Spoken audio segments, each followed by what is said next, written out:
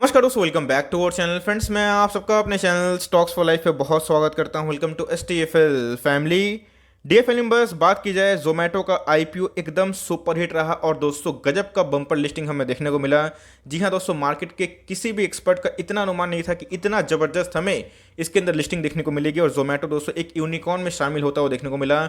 जी हां दोस्तों, IPO के लिस्टिंग के दौरान ही 1 लाख करोड़ के आसपास की मार्केट कैप को हिट करना ये अपने आप में ही बहुत बड़ी बात होती है। और दोस्तों ये भारत के टॉप 20-30 कंपनी में ही शुमार हो चुकी है। तो इसी बीच में गाइस हमें करना क्या है और हमें 3 साल 5 साल टारगेट क्या देखने की उम्मीद है। जी हाँ दोस्तों, जोमेटो की बात की जाए तो एक ऐसा बिजनेस हमें काफ़ी अच्छा दिखाई पड़ता है, लेकिन इस फाइनेंशियल्स हमें अप टू द मार्क देखने को नहीं मिल रहे हैं। इसीलिए बहुत ऐसे निवेशक थे जो ये सोच रहे थे कि लिस्टिंग गेन के बाद देखते हैं कि क्या करना है, लेकिन इसी बीच में गाइस हमें फ्रेश एंट्री करनी है, प्रॉफिट बुक कर लेना है, एक्सपर्ट का क्या मानना है और उनके फाइनेंशियल्स कैसे हैं, क्या लॉन्ग टर्म एकोमोडेशन का बेट बनता है, क्या फिर एड ऑन डिप्स करना चाहिए और हमें अगर लंबी अवधि के संग अगर इसके संग बने रहना है तो क्या करना सबसे अच्छा होगा। तो जी हाँ दोस्तों, मैं अपना अनबायस्ड ओपिनियन शेयर करूंगा कि जोमेटो को मैं आने वाले कल में कहाँ देखता हूँ और क्या शेयर का प्राइस सही में 500 के आसपास जा सकता है।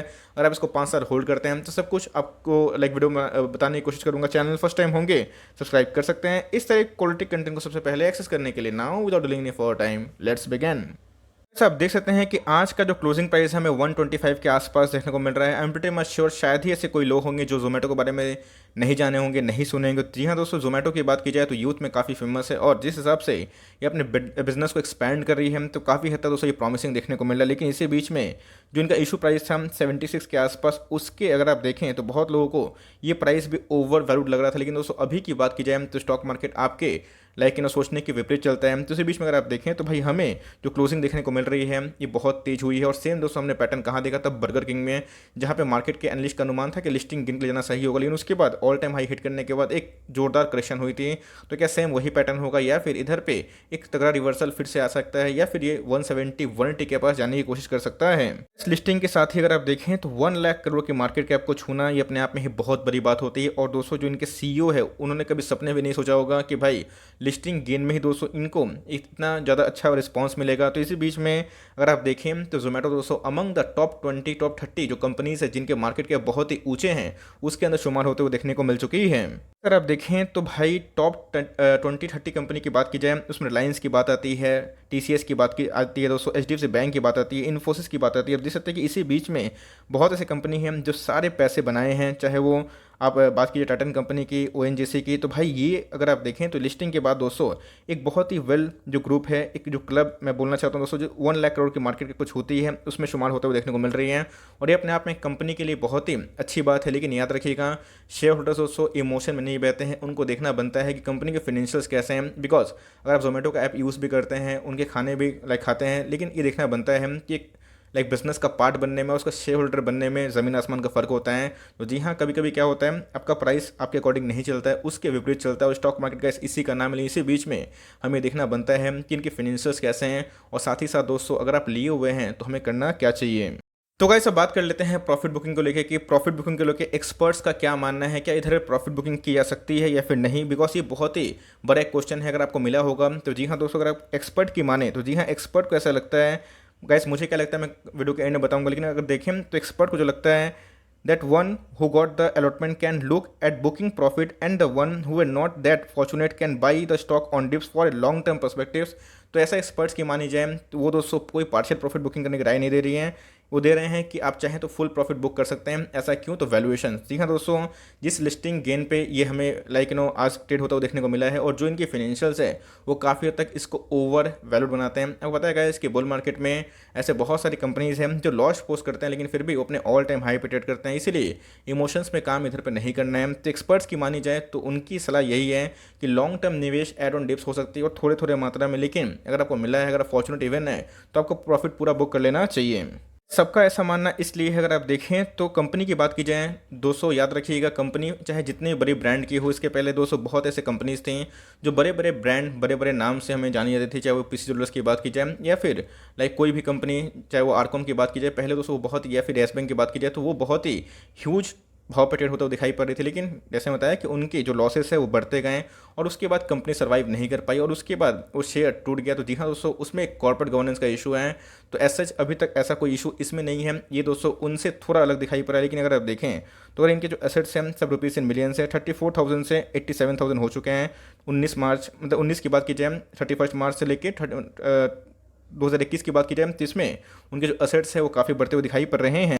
बात की जाए कंपनी के रेवेन्यू की तो गाइस उसमें भी मुछाल देखने को मिल रहा है। तो याद रखिएगा इनके जो रेवेन्यू थे ऑपरेशनल थे, क्योंकि लॉकडाउन में भी इनका कामकाज बंद नहीं हुआ था, जोमेटो से आप बुकिंग कर सकते थे। लेकिन इसी बीच में ये कोविड का पीरियड था, आपको अच्छे से पता है। उसके बाद अगर आप देखें तो इनके जो लॉसेस हैं वो हमें कम होते हुए देखने को मिल रहे हैं। तो ये बहुत ही प्लस पॉइंट है। तो ये सोचो अगर कंपनी कभी लॉस से प्रॉफिट मेकिंग पे आती है तो इसका बहुत ही पॉजिटिव इंपैक्ट पड़ता है, इस बात को ध्यान रखिएगा। अब तो गाइस ये लिस्टेड भी हो चुकी है, तो यहाँ पे जितने भी कंपनी के प्रोमोटर्स हैं उनको टाइमली अपडेट करना पड़ेगा अपने शेयर होल्डर्स को लेकर। तो जी हाँ, कंपनी कोशिश जरूर करेगी कि अपने रेवेन्यू को बढ़ाने की कोशिश करे, अपने प्रॉफिट को बढ़ाने की कोशिश करे, और इससे वो क्या कर सकती है, अपने चार्जेस को, अपने फेयर्स को अपग्रेड कर सकती है, जिससे आने वाले कल में उनके रेवेन्यू बढ़े और उनके रेवेन्यू बढ़ने के साथ साथ उनके प्रॉफिट भी ज़रूर बढ़ें। बस ये तो मैंने बताया कि कंपनी का जो भाव है वो क्या लिस्टेड हमें देखने को मिल रहा है। साथ ही साथ दोस्तों कंपनी कौन से क्लब में शामिल हुई, एक्सपर्ट्स का क्या मानना है, इनके जो स्टेटमेंट्स है, इनके जो फाइनेंशियल से कैसे देखने को मिल रहा है, लेकिन साथ ही साथ कंपनी के पास कितना रिजर्व और सरप्लस है वो देखना ही बनता है। तो जी हाँ, अगर आप देखें तो कंपनी का जो रिजर्व और सरप्लस है 7,754 करोड़ के आसपास हमें देखने को मिल रहा है। जी हाँ, क्वाइट दोस्तों हमें हैंडसम इनके रिजर्व और सरप्लस देखने को मिल रहे हैं। और गाइस ये जो सोर्स है ये कहाँ का है, ये मनी कंट्रोल का डेटा है जो मैं आपसे शेयर कर रहा हूँ। यस, आरओई बहुत इंपॉर्टेंट होते हैं, और जैसे बताया कि कंपनी खुद एक लॉस मेकिंग है तो वो आरओई जनरेट कैसे करेगी, बिकॉज आरओई का फॉर्मूला ही होता है net profit by share holders equity, और कंपनी अभी तक एक लॉस मेकिंग कंपनी, इस बात को ध्यान रखिएगा। तो इनके जो आरओई है वो नेगेटिव में दिखाई पड़ रहे हैं, -11 के आसपास। आरओसी की बात की जाए तो -4 के आसपास है। करंट रेशियो की बात की जाए तो 8 के आसपास है, जो कि क्वाइट गुड है। अगर आप देखें तो कंपनी के ऊपर कर्जा नहीं है। आप देख सकते हैं कि डेट टू इक्विटी की बात की जाए कंपनी एक डेट फ्री कंपनी दिखाई पड़ रही है। इस जो फॉर्चूनेट इवेंट हैं उनको अगर लगा है तो जी हाँ दोस्तों, जो मेरी फाइनल कमेंट्री है वो यही होगी। देखिए दोस्तों, चाहे वो कोई भी कंपनी हो, चाहे वो ब्लू चिप मल्टीबैगर क्यों ना हो, बल्क निवेश कोई भी ऑल टाइम हाई पे करना समझदारी नहीं होती है। और जैसा मैंने बताया कि कंपनी का जो लॉस है और कंपनी के जो अभी करंट वैल्यूएशंस है उसमें थोड़ा डिफरेंस हमें देखने को मिल रहा है। ऑल्दो अच्छा खासा लिस्टिंग गेन मिल गया, किसी को उम्मीद नहीं थी कि 75% के आसपास इनको लिस्टिंग गेन मिलेगा, क्योंकि जो जीएमपी थी वो 20%, 12%, 15% के आसपास देखने को मिल रही थी। लेकिन उसी बीच में जो जीएमपी है अचानक छलांग मारा और दोस्तों सबके उम्मीद के बाहर आज हमें बम्पर लिस्टिंग देखने को मिली है। इसमें कोई भी डाउट नहीं है कि कंपनी के वैल्यूएशंस हाई है, इवन दोस्तों मैं बोलूँगा कि सुपर रिच हैं। तो इधर पर अगर आप देखें तो अगर आप शॉर्ट टर्म के विजन से आए थे या फिर लॉन्ग टर्म के विजन से आए थे, जो भाव मिल रहा है मेरे हिसाब से गाइस आपको अपना पार्शियल प्रॉफिट बुक कर लेना चाहिए। कम से कम दोस्तों मेरी रिकमेंडेशन यही होगी कि आप अपना 60% को एटलीस्ट बुक करके चलें, बिकॉज कभी कभी जब स्टॉक मार्केट में आपको इतना हैंडसम रिटर्न मिलता है और वो भी बहुत ही कम टाइम में, तो वहाँ पे गाइस बहुत ही अच्छा प्रॉफिट बुकिंग करने का हो सकता है। मतलब वो जो पीरियड होता है वो बहुत ही शानदार होता है। तो मेरे हिसाब से आप चाहें तो अपना मैक्सिमम प्रॉफिट को बुक कर सकते हैं। फ्रेश एंट्री लेना चाहते हैं दोस्तों, मैं एक ही बात बोलना चाहूँगा कि अभी थोड़ा मार्केट में करेक्शन नहीं है, मार्केट ऑल टाइम हाई के पास है, तो आपको अभी थोड़ा वेट एंड वॉच करना चाहिए। और आपको लगता है कि नहीं जोमेटो में वो दम है कि आने वाले कल में एक और भी यूनिकॉर्न बन के 2 लाख करोड़, 3 लाख करोड़, 5 लाख करोड़ के आसपास की मार्केट कैप हो सकता है आने वाले 3-5 साल में, जो मुझे लगता है कि अगर कंपनी उस पर काम करती है, कंपनी के फाइनेंशियल सुधरते हैं, तो स्टॉक मार्केट में कुछ भी नामुमकिन नहीं है। कंपनी के फाइनेंशियल्स ठीक होंगे तो ऑफकोर्स उनके अंदर भी रिफ्लेक्शन हमें देखने को मिलेगा। लेकिन याद रखिएगा कंपनी के वैल्यूएशंस अभी भी महंगे हैं, तो इसलिए गाइस अगर फ्रेश एंट्री करनी है तो वेट एंड वॉच करें। और लगता है कि आपको अभी करना ही है तो मेरे हिसाब से आपको 200 वीकली, मंथली, चूँकि प्राइस बहुत छोटा है 100 के करीब के आसपास है, 120 के आसपास, तो इधर पे उतना ह्यूज प्राइस नहीं है कि 10,000, 5,000, 2,000 का स्टॉक है। तो आपको दोस्तों एड ऑन रिस्क स्ट्रेटजी करनी है और थोड़ा थोड़ा 2 स्टॉक 4 स्टॉक करके लंबे अरसे के लिए बने रहें। क्या दोस्तों ये सही में 500 जा सकता है? टू वेरी ऑनेस्ट गाइस, अगर इनके फाइनेंशियल फंडामेंटल सही उतरते हैं, इनके अंदर अगर और भी ह्यूमंगस ग्रोथ होता है, अगर शहरी इलाकों को छोड़ के जो ग्रामीण क्षेत्र है अगर उधर पे पाँव पसारते हैं और जितने डेवलपमेंट ही करते हैं, तो ऑफकोर्स कोई भी इम्पॉसिबल नहीं है। लेकिन जैसे बताया कि फाइनेंशियल से बोले कुछ चीज़ होते हैं, तो उसके अकॉर्डिंग अभी तक कंपनी वैसी खड़ी नहीं उतर रही है। तो आने वाले कल में स्टॉक मार्केट में कोई भी दावे के संग नहीं बोल सकता कि ऐसा ही होगा। तो कंपनी के ऊपर नज़र रखिए और जैसे जैसे इनके फंडामेंटल्स फाइनेंशियल इंप्रूव हो, ट्रैक करें, वैसे वैसे आप चाहें तो उसमें निवेश अपना बढ़ा सकते हैं।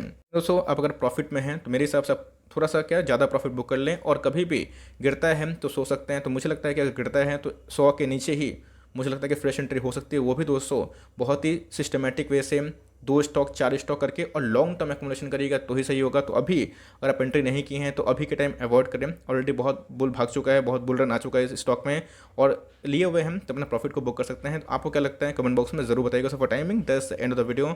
आई होप दोस्तों वीडियो आपके लिए हेल्पफुल था। कंटेंट से तो लाइक कर दीजिएगा। चैनल फर्स्ट टाइम होंगे तो याद से सब्सक्राइब करना भूलिएगा। फर्दर कोई डाउट है उसको ड्रॉप कर सकते हैं, कुछ रिव्यू चाहिए उसका नाम ड्रॉप करना भूलिएगा। I would love to make a video on your demand guys. मिलते हैं जल्दी ही, तब तक के लिए bye. Thanks for watching friends, God bless you all.